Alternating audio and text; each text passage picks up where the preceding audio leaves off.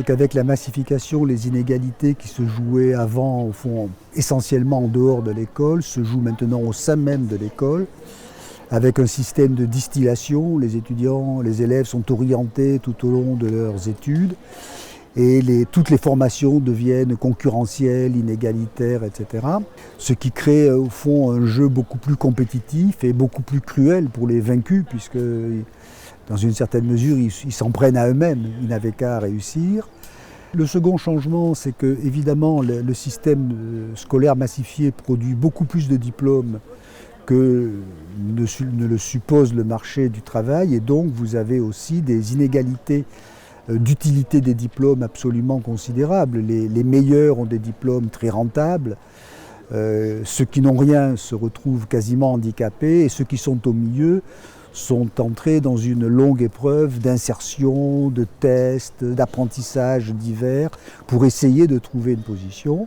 Et puis la troisième chose, c'est que d'une certaine façon, la jeunesse aujourd'hui n'est plus totalement définie par l'école, elle est aussi définie par un accès extrêmement facile à toutes les industries culturelles, à tous les médias de masse, à tous les réseaux possibles, etc.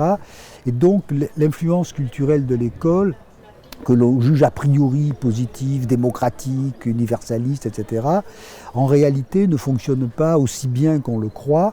Elle fonctionne assez bien pour ceux qui ont réussi à l'école, mais les autres ont plutôt le sentiment que les apprentissages scolaires leur ont été soit hostiles d'une certaine manière, soit indifférents.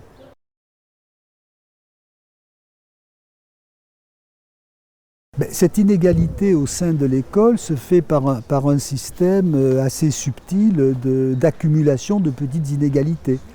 Alors, je veux dire, vous arrivez au collège, soit le collège est déjà un collège plutôt chic ou pas chic, soit vous faites du latin, de l'allemand, soit vous n'en faites pas.